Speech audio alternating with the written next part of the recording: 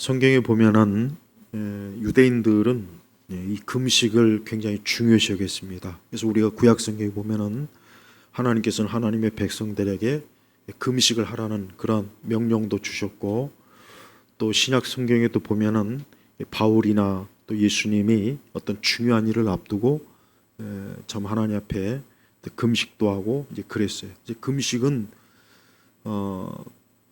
사실 물론 뭐 다른 종교도 뭐 금식이 없는 건 아니에요. 다른 종교도 금식이 없는 건 아니지만 일단 금식의 의미가 뭐냐? 금식의 의미가 그럼 성경적으로 뭐냐? 이걸 우리 이제 신약교회 성도들도 좀 알고 있어야 됩니다. 뭐 최근에 야당 대표가 이 기독교적 용어로 하면 금식이고 일반적 용어로 하면 단식이에요. 근데 그거는 정치적 어떤 자신의 정치적 요구를 하는 최후의 그 어떻게 보면 마지노선으로 이제 단식을 한 거예요. 보니까 진짜 금식 단식을 했더라고요. 왜냐하면 얼굴 보면 알아요. 그거를 해본 사람 말이에요. 저도 뭐 20대나 40대 초중반까지는 뭐 3일 일주일 금식을 뭐 여러 차례 했습니다. 하루 금식도 진짜 아주 많이 했어요. 제가 많이 했어요. 그래서 금식을 해본 사람은 저 사람이 진짜 하는지 안 하는지 알아요. 근데 이 좌파들은 단식한다 놓고 뒤에다가 먹을 거 다 챙겨놓고 이것저것 막 다 하고 딱 봐도 어때요? 하루에 1kg씩 살이 빠져요. 정확한 단식 금식을 하면 정확하게 1kg씩 빠져. 1kg. 그래서 일주일에 7kg가 빠져요. 3일 하면 3kg. 딱 해요. 그래서 금식을 하는데 얼굴이 포동포동하고 살결이 더 좋아지고 안 빠지면 그거는 뒤에서 짜장면을 처먹든지 짬뽕을 처먹든지 뭘 주워 먹든지 먹는 거예요. 그래서 야당 좌파들 보면은 맨날 뭐 한다고 예전에 몇몇 쇼하지 않습니까? 근데 그때 딱 얼굴 보니까 저건 가짜다. 이거는 해본 사람이 알아요. 그러니까 여러분 세상에서도 어떤 정치적 요구를 할 때 특히 우리나라는 뭔가 단식을 해서 나의 이것을 들어주지 않으면 나는 죽겠다. 어떻게 보면 최후의 어떤 자기 의사의 표현이에요. 근데요, 종교적으로도 금식은 이제 성경에서 보면은 성경에서 말하는 금식은 어떤 의미냐? 첫째는 회개입니다. 첫째는 회개. 그러니까 하나님께서 이스라엘 백성들에게 너희 금식해라. 또 이스라엘 백성들이 하나님 앞에 금식을 할 때는 첫째가 뭐냐? 회개입니다. 무조건 회개. 그래서 만약에 우리 그리스도인들 중에도 내가 하나님 앞에 회개할 것이 있다 하면은 금식하는 게 제일 좋습니다. 금식해서 하나님 내가 하나님 앞에 참 그동안 어떤 죄와 하나님 합당하지 못한 내 이런 것으로 내 주 앞에 회개합니다. 금식기도 하면 가장 좋고 하나님 참 기뻐하십니다. 두 번째 금식의 의미는 하나님 앞에 참 겸손함의 표시예요. 금식은 겸손함의 표시입니다. 그래서 우리 자신이 하나님 앞에 참 겸손함을 하나님 보시기에 내가 교만했거나 또 하나님 앞에서 내가 참 더 온전한 믿음과 신앙으로 살아야 되겠다 하는 그런 마음을 가진 사람들은 금식기도 하면 참 좋습니다. 또 세 번째는 금식은 내가 어떠한 중요한 문제를 가지고 기도할 때 사실 금식기도는 참 좋아요. 우리가 물론 하나님 앞에 어떤 걸 가지고 구하고 또 어떤 힘들고 어려운 일을 있을 때 이 문제를 어떻게 해결해야 될까? 그런 막막할 때가 있어요. 그래서 우리 그리스도인들은 그때 어떻게 해야 하냐? 물론 철야기도도 할 수 있고 어떤 작정기도 할 수 있는데 가장 좋은 것은 금식기도예요. 그래서 가장 좋은 것은 참 하나님 앞에 참 어떤 문제를 가지고 있으면 한 3일 작정기도 하면 좋고 일주일 하면 더 좋고 그래서 그런 기도를 할 때 하나님께서는 그 참 다른 모든 것들을 다 이렇게 제껴두고 나는 오직 하나님 앞에 전적으로 나옵니다 하는 표시가 이 금식기도예요. 그래서 금식은 성경에서 보면은 아주 중요한 그 하나님이 아주 정말 귀하게 보시는 거예요. 그래서 금식을 우리 신약교에서도 금식을 이렇게 하는 것은 그거는 아주 좋은 겁니다. 좋은 거. 나쁜 게 아니에요. 예. 안에서 문제죠. 지금은 옛날 과거 60년대, 70년대, 80년대까지도 일반 성도들이 금식을 했어요. 자주 했어요. 3일 금식, 일주일 금식도 하고. 그래서 그 당시에는 성도들이 금식하는 것을 당연하게 여겼고, 또 누구나 어느 때는 항상 금식 기도를 해야 된다. 그래서 금식 기도원에도 가고 또 자기가 금식도 하고 그렇게 했어요. 그렇게 해서 참 신앙생활을 했습니다. 그런데 우리 한국 교회가 어느 정도 이제 90년도 넘으면서부터 이제 금식 기도를 안 해요. 목회자들도 금식 기도를 안 하더라고요. 근데 목회자들은 제가 생각하기에도 이게 물론 나이가 들면 솔직히 금식 기도가 힘듭니다. 힘들고 그래서 젊을 때는 좀 금식 기도를 해놓는 게 좋아요. 그래서 저도 개인적으로 초기 이제 목회 사역 할 때는 금식 기도를 어려우니까 한 거예요. 솔직히 어려우니까 하고 싶어서 한 게 아니에요. 힘드니까. 금식 기도 외에는 길이 없어요. 방법이 없어요. 금식 기도는 항상 하기 싫어요. 금식 기도만 생각하면 막 그냥 벌써부터 정말 그냥 막 소름이 끼쳐요. 힘들어요. 그래서 3일 금식, 일주일 금식, 하루 금식, 저도 이걸 많이 했습니다. 제 나름대로 많이 했어요. 근데 그게 할 때 참 힘들고 어려웠지만, 그러나 그런 시간이 필요하고 또 그런 금식이 필요합니다. 안 할 수가 없거든요.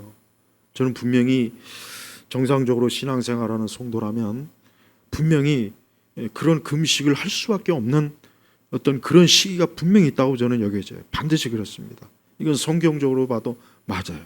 예를 들면 어떤 문제를 가지고 회개해야 될 때, 아니면 우리가 내 자신이 하나님 앞에 좀 겸손하고 좀 그래야 될 뭔가 참 성령 하나님께서 나에게 금식을 요구할 때, 아니면 우리가 어떤 큰 어려움을 당할 때, 정말 큰 환난이나 큰 좀 힘든 어떤 문제가 있을 땐 이건 다른 방법이 없단 말이에요. 그때 어떻게 합니까?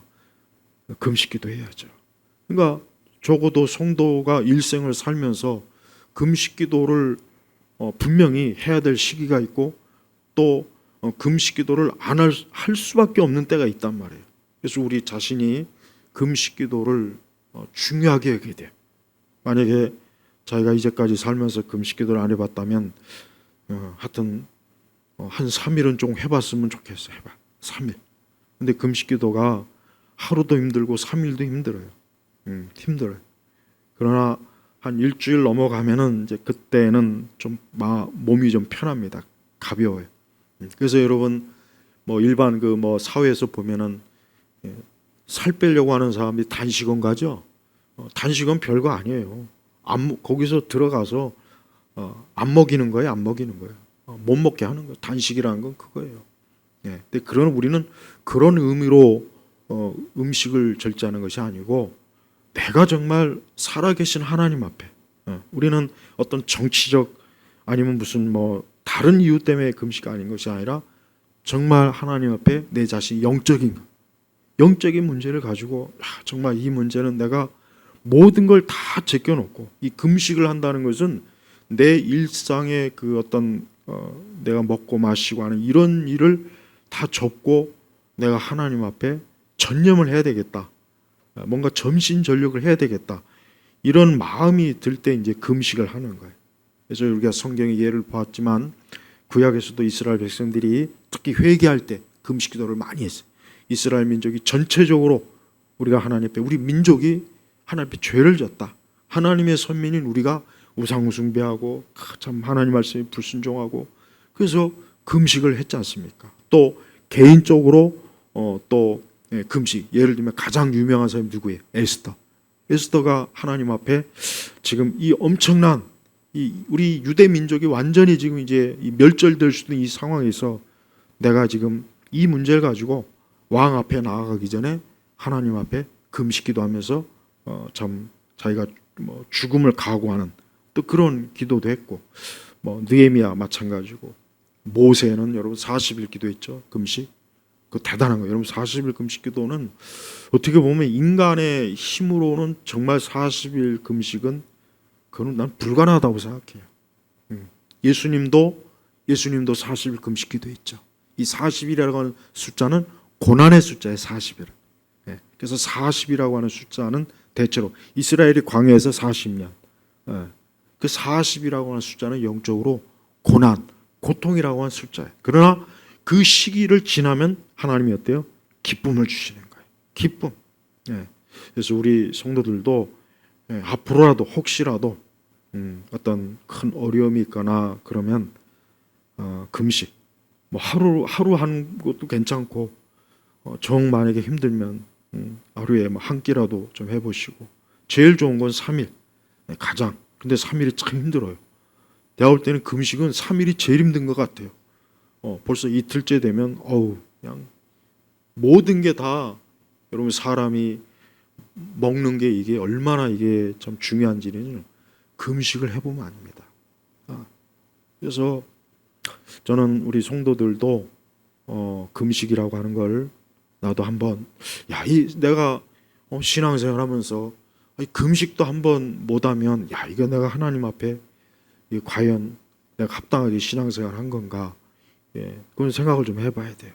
그래서 저는 성도들이 오늘 이제 마침 이제 금식이라고 하는 이 주제가 나와서 이제 말씀드린 거지만 금식은 굉장히 중요합니다. 생각 이상으로 중요해요. 그래서 금식은 하나님을 더 붙잡는 것이고 하나님 편에서는 금식하는 자를 하나님 편에서는 더 굉장히 중요하게 봐요. 그래서 하나님은 금식하는 그 기도를 정말 다른 어떤 것보다 굉장히 하나님께서 어때요? 귀를 기울이는 게 틀림없어요. 이건 진짜 사실이에요. 그래서 저는 우리 성도들이 꼭 좀 올해 만약에 어떤 일이 있으면 금식을 한번 해보면 그때 알 수 있어요. 근데 금식은 또 방해가 많아요. 금식 기도가 왜 힘드냐? 몸도 힘들지만 금식 기도는 묘하게 또 방해가 많습니다. 확실히 그래요. 다른 어떤 기도보다 금식 기도는 방해가 진짜 많아요. 그래서 갑자기 막 평소에는 그런 일이 없다가 꼭 금식 기도만 하면 꼭 먹을 자리가 꼭 생기고 아주 묘합니다. 어떤 사람은 또 금식하다가 이제 어떤 사람은 이제 또 기도원에 가서도 하지만 또 그냥 그럴 여유가 없으면은 집에서도 합니다. 생활하면서 가정에서. 근데 어떤 분은 또 금식하다가 음식 준비하다가 맛본다고 이렇게 뭐 집어먹다가 그러다가 아이고 이것도 금식하는데 또 이거 그런 경우가 있어요. 근데 그때는 중단하지 말고 계속 해야 돼요. 아니 뭐 이 약 먹은 거 그냥 다음에 하지. 그러면 안 되고 계속 해야 돼요. 그러니까 마귀는요. 우리가 뭔가 하나님을 위해서 뭐려고 하면은요. 꼭 방해합니다. 아주 기가 막혀요. 기가 막혀요. 내가 주를 위해서 뭘 좀 하려고 하면 꼭 회방을 놔요. 아주 이게 묘합니다. 그러니까 그만큼 마귀가 우리가 하나님 앞에 더 뭔가 좀 나아가고 주를 위해서 헌신하고 뭔가 좀 주님을 위해서 뭐 좀 살려고 하면은 꼭 회방을 해요. 그게 기도의 방해든 뭐 시간의 방해든 물질의 방해든 뭔가 꼭 있습니다. 그러니까 우리가 그때 이제 잘 이겨내야 돼요. 그게 고비거든요. 고비. 그러니까 그 고비를 이겨내면 하나님께서 더 큰 은혜와 복을 주셔요. 그러니까 그 고비를 이기지 못하면 이제 거기서 이제 멈추는 거예요. 이게 영적인 원리예요. 그래서 우리 성도들이 하여튼 살면서 주님을 우리가 더 하나님을 우리가 믿는 우리 성도들이 하나님을 더 좀 가까이 하려고 하면은 마귀가 그걸 가만두질 않는다. 마귀가 여러 가지로 시험하고 여러 가지로 회방을 놓고 여러 가지로 함정을 놓아서 우리가 넘어지게 만들거나 시험에 들게 만들거나 그래서 우리가 하나님 앞에 더 뭔가 좀 하려고 하는 것을 못하게 한단 말이에요. 마귀가 도와주겠습니까? 방해를 하지. 근데 우리가 그때 그냥 아주 이를 딱 깨물고 하나님 앞에 단단히 기도, 금식 그때 막 그렇게 그 고비를 넘기면 하나님은 우리에게 더 좋은 그런 길을 꼭 열어줘요. 그때가 고비. 그러니까 항상 고비가 있어요. 고비. 그 고비를 잘 넘겨야 돼요. 우리 성도들이 그 신앙의 고비를 믿음으로 더 내가 하나님 편에서 넘기면은 그 다음부터는 이제 하나님이 정말 확실히 더 좋은 길 열어줘요. 저는 이걸 뭐 제 개인적으로도 너무 많이 체험했기 때문에 하여튼 분명합니다. 분명해. 그래서 저는 금식기도가 굉장히 중요하다는 거. 우리 개척한 우리 양 목사나 박 목사는 사실 금식기도를 많이 해야 될 시기예요. 그때는 정말 다른 거 없어요. 개척할 때는 뭐 할 게 있습니까? 그냥 금식기도 하면서 하나님께 매달려야죠. 목회는 하나님 앞에 기도하는 게 거의 전부가 맞기는 해요. 참. 그리고 우리 성도들의 신앙생활도 금식은 중요한 거예요. 오늘 말씀에 보니까 요한의 제자들이 뭐라고 했냐면, 요한의 제자들이 이제 요한은 사도가 아니죠, 선지자죠. 요한의 제자들이 이제 예수님께 와서 뭐라고 하냐면, 저희와 바리새인들은 자주 금식하는데 어찌하여 선생님의 제자들은 금식하지 않습니까? 그러니까 요한의 제자들이 예수님의 제자들을 눈여겨 본 거예요, 평소에. 근데 이상하다. 아니 왜 예수님의 제자들은 금식을 안 할까? 자기들과 바리새인들은 금식을 자주 했던 거예요. 자주. 일주일에 아마 2번씩 금식을 하던 분명히 금식을 많이 했을 거예요. 틀림없습니다. 그 당시 바리새인들이나 유대인들은 금식하는 거를 하나님이 굉장히 중요하게 여긴 걸 너무 잘하니까 금식 기도를 아주 습관적으로 많이 했던 거예요. 그런데 제자들은 이상하게, 예수님의 제자들은 자기들과 똑같이 또 많이 할 것 같은데 전혀 안 했던 거예요. 그게 이제 이상하니까 예수님께 직접 물은 거예요. 그런데 예수님 뭐라고 말씀이냐? 결혼잔치 손님들이 신랑과 함께 있을 동안에는 슬퍼할 수 없지 않느냐. 그러나 그들이 신랑을 빼앗길 날들이 올 텐데 그때는 그들이 금식할 것이다. 예수님의 이 말씀은 아주 굉장히 중요한 것을 지금 지적한 거예요. 그러니까 예를 들어서 결혼잔치에서 신랑이 있고 결혼잔치인데 거기서 손님들이 금식하고 자빠져 있으면 그 결혼식을 저주하는 거지. 그게 축하하는 자리는 아니잖아요. 결혼식 할 때는 어때요? 같이 먹고 마시고 즐겁게 신랑과 신부와 함께 춤추고 노래하고, 그게 결혼식이잖아요. 근데 결혼식장 가가지고 혼자 금식하고 있으면 이게 지금 여기가 지금 무슨 상가집이냐, 초상집이냐, 누구 잔치집 와가지고 지금 소금 뿌리냐, 이 격에 맞지 않는 거예요. 그러니까 예수님은 예수님과 제자들이 함께 했는데 무슨 금식이냐. 금식이라고 하는 것은 애통하고 슬퍼하고 자기 죄를 회개하고 하나님 앞에 겸손하고 이 의미가 있는데, 아니 예수님이 함께 있는데 그럴 필요가 없죠. 그럴 필요가 없는 거예요. 예수님이 분명히 제자들도 아마 이건 추측이지만 제자들도 아마 금식에 대해서 아마 예수님께 하지만 분명히 예수님이 금식할 필요 없다. 너희 나와 함께 있는데 아마 그랬을 거라고 저는 생각해요. 지금 이 말씀에 비춰보고 사실 제자들은 금식하면 안 돼요. 왜? 예수님이 계시잖아요. 예수님이 곁에 있는데 무슨 금식을 합니까?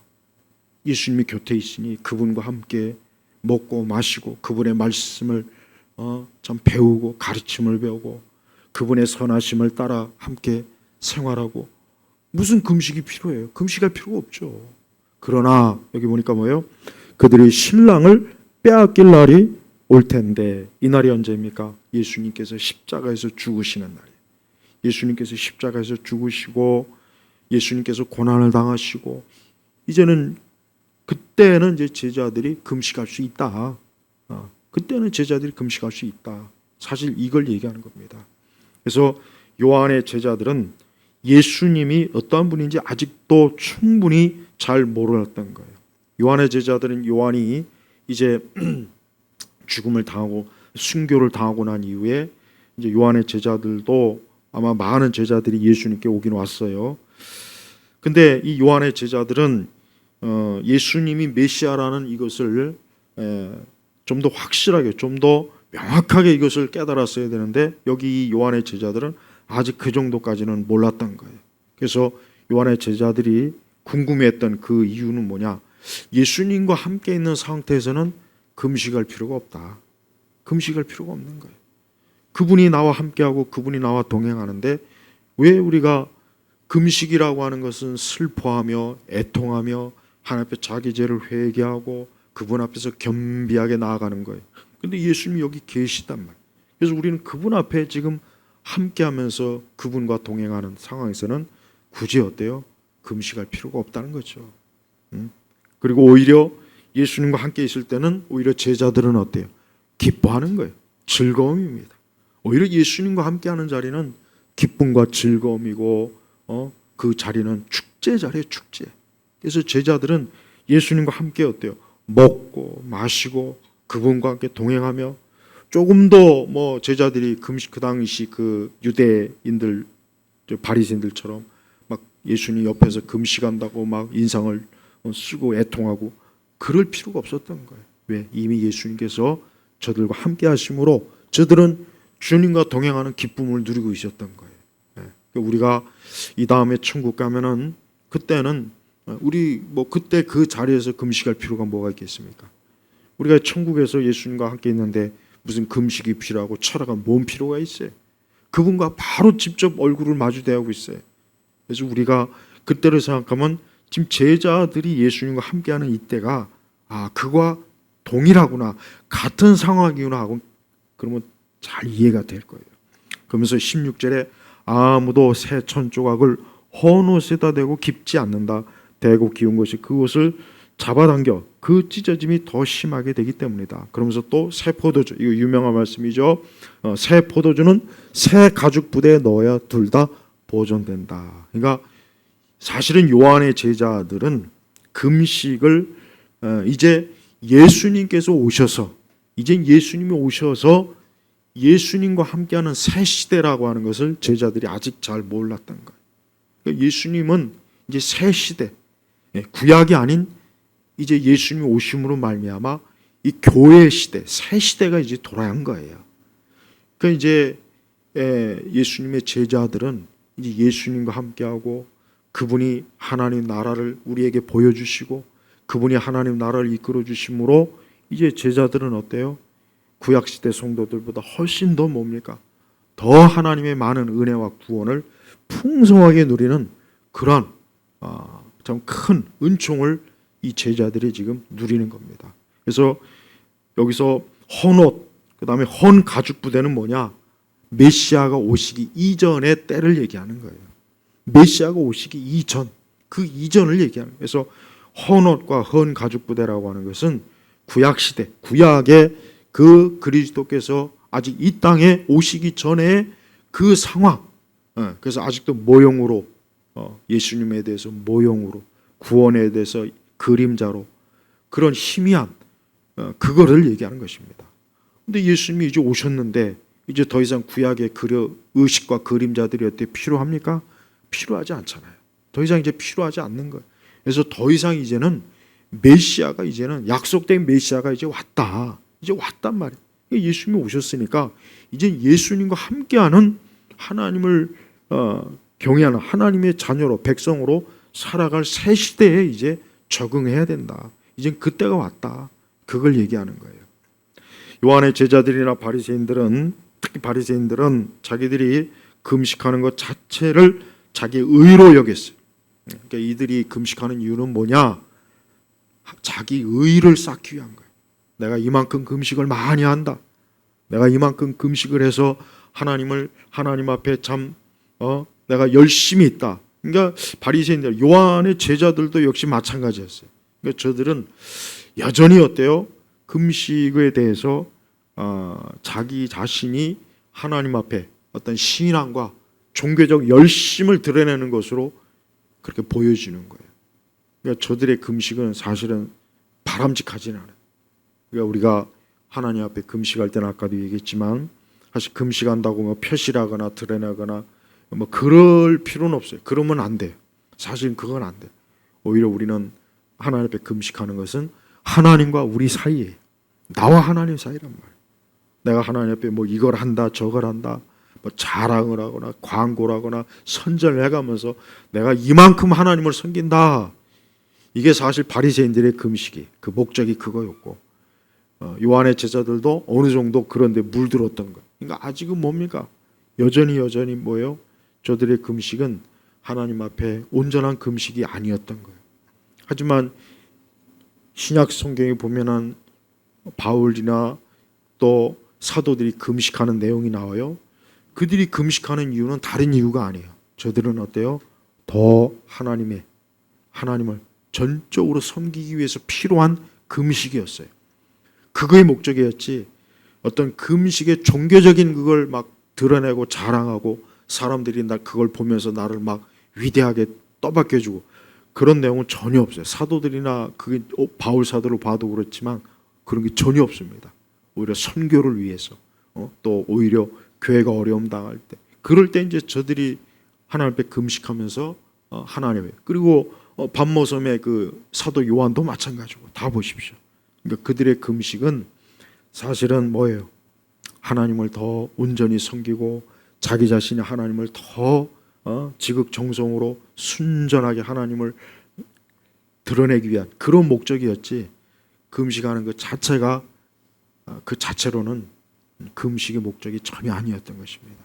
그래서 우리 신약교회 성도들도 오늘 예수님께서는 지금 보니까 예수님이 지금 여기 보니까 신랑과 함께 있는 동안에도 신랑 예수님이 신랑이라는 거예요. 예수님이 신랑이고 제자들은 그 예수님의 신랑 예수님의 그 결혼식 잔치에 온 축하객이 될 수도 있고 저들이 그리스도의 신부가 될 수도 있어요. 그러니까 저들은 금식할 이유가 없는 거예요. 오히려 기뻐하고 오히려 즐거워하고 오히려 주님과 함께하는 것을 만족스럽게 여기고 그게 그들이 예수님을 섬기는 가장 좋은 방법이었던 거예요. 근데 그거를 요한의 제자들은 잘 이해를 못했어요. 요한의 제자들은 아직도 하나님 나라가 그리스도를 통해서 온 것을 아직도 모르는 거예요. 이미 예수님께서 오신 그 자체가 뭡니까? 하나님 나라가 온 거예요. 하나님 나라가 왔기 때문에 예수님의 제자들은 예수님과 함께하는 먹고 마시고 누리는 그 즐거움을 예수님의 제자들이 지금 누리고 있는 것입니다. 그러나 예수님께서 십자가에서 죽으시는 것은 여기 말씀 그대로 신랑을 빼앗기는 건 맞아요. 그러나 그거는 영원히 빼앗기는 게 아니고 예수님이 십자가에서 죽으시는 것은 빼앗기는 건 맞지만 그러나 예수님은 그 십자가의 사역은 뭐냐? 그것은 아버지의 뜻, 하나님의 뜻이에요. 하나님께서 죄인들을 대신해서 속죄하시기 위한 제물로서 예수님은 십자가에서 고난을 당하신 거란 말이에요. 근데 그 예수님을 로마의 군병과 또 대제사장들과 빌라도와 또 바리새인들 이들이 다 협작을 해가지고 예수님을 사로잡고 예수님을 끌어내가 불의한 재판을 받게 하고 그분을 채찍질하고 그분을 십자가에 매달아서 창으로 찌르고 가시관을 씌우고 그게 빼앗길 날이에요. 빼앗길 날이에요. 하지만 그 빼앗기는 것은 잠깐이 영원하지 않습니다. 예수님은 곧 이어서 어때요? 부활하셨잖아요. 부활하시고 하늘로 승천하시면서 하나님의 영광 그분이 메시아라는 그 사실을 증명을 해버렸어요. 그래서 제자들은 예수님의 그 승천 이후로는 제자들에게 있어서 이제 이 금식이라고 하는 것은 그 유대인들이 종교적 습관으로 또 자기를 드러내기 위한 그런 금식은 이제 전혀 없습니다. 오히려 어때요? 이제는 하나님의 그 힘과 능력으로 하나님 앞에서 온전하고자 하는 그리스도인으로 새 사람으로서 이제는 금식 기도를 하고 복음을 전하는 일에 힘을 내기 위해서 금식 기도를 하고 또 이 땅에서 우리가 주를 위해서 사는 일에 있어서 순종하거나 또 주의 말씀에 따라 나아가는 데 있어서 금식을 하고 하는 그런 일로 이제는 금식을 한 거예요. 그래서 우리 세대에 우리 성도들이 금식하는 이유 중에 가장 첫 번째는 제일 먼저는 우리가 우리 스스로 우리 자신의 절대적인 참 약함, 우리가 약해요. 근데 우리가 육적으로 강함을 드러낼 수가 없어요. 하나님 나라는 육적인 가시적인 힘으로 우리가 하나님 나라에 들어가는 게 아닙니다. 하나님의 일은 또 그렇게 돼서도 안 돼요. 하나님의 일이라고 하는 게 총과 칼로 하는 게 아니죠. 하나님의 일은 철저하게 하나님의 능력으로 하는 거예요. 근데 그 하나님의 능력은 어떻게 됩니까?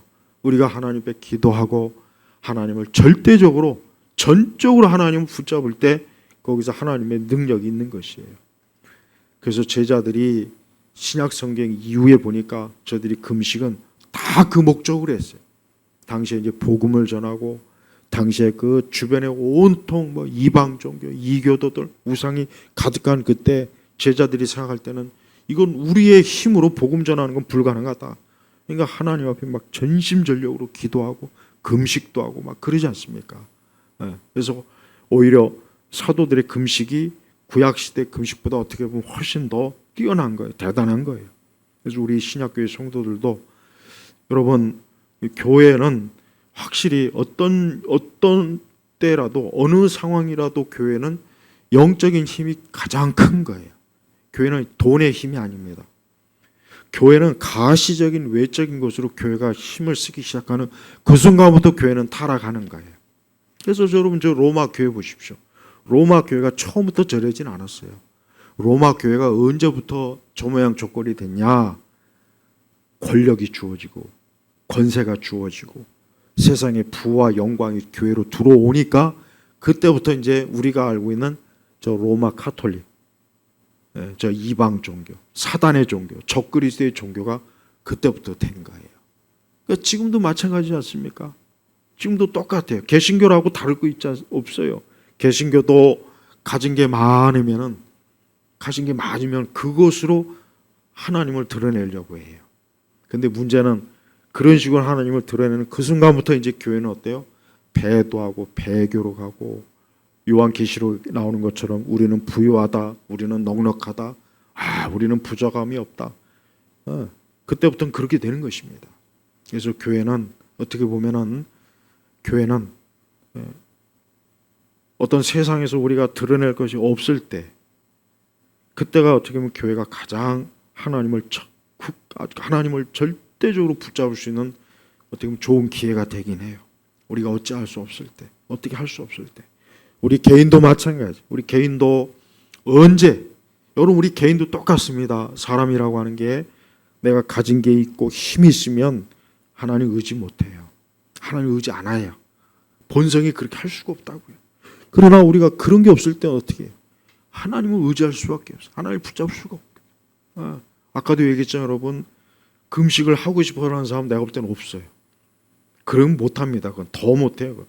그러나 금식을 할 수밖에 없을 때는 그때는 금식이 그냥 하게 돼요. 진짜 하게 됩니다. 금식하는 고통이 크지만 그러나 하나님 앞에 내가 이렇게 나아갈 수밖에 없기 때문에 하나님 앞에 정말 좀 회개하고 겸비하게 겸손하게 나아가고 하나님은 그런 것을 풍요리 받아주시는 거예요. 그걸 공로로 받는 게 아니라 우리가 하나님 앞에 하나님 밖에는 붙잡을 데가 없습니다라고 하는 표시거든요. 표시. 그러니까 하나님이 우리의 손을 붙잡아 주시는 거예요. 하나님 그런 분이에요. 그러니까 하나님은 사람이 전적으로 하나님께 매달릴 때 하나님이 그 손을 붙잡아줘요. 확실히 맞습니다. 틀림없어요. 그러니까 우리가 우리 세대처럼 이렇게 풍족하고 부족함이 없다. 나는 부자다. 나는 모자람이 없다. 아니면 또 인간의 어떤 지식, 지혜, 명철, 인간의 어떤 기술, 인간의 어떤 방편 이걸 더 우선시 여길 때는 절대 하나님 앞에 매달리지 않습니다. 매달리지 않아요. 그러니까 지금 딱 그때 아니에요. 그래서 저는 우리 성도들이 항상 어때요? 다른 어떤 것보다 전적으로 하나님 앞에 내가 기대고 매달리는 게 이게 하나님이 원하시는 거다. 그게 하나님 원하시는 거예요. 왜? 하나님은 사람이 그렇게 살기를 원하시는 거예요. 근데 사람이 그렇게 살지를 않아요. 보이지 하나님보다는 보이는 이 세상과 보이는 육적인 것을 더 막 움켜잡고 그걸 더 힘으로 여기지. 그래서 여러분 우리가 성경에 오늘 뭐 금식에 대한 말씀이 나오긴 했지만 저는 이 금식이라고 하는 게 창세기부터 계시록까지 우리 성도들에게 있어서 하나님을 아주 굳건하게 붙잡을 수 있는 굉장히 중요한 것, 중요한 신앙의 도구라는 것을 꼭 여러분 기억해야 돼요.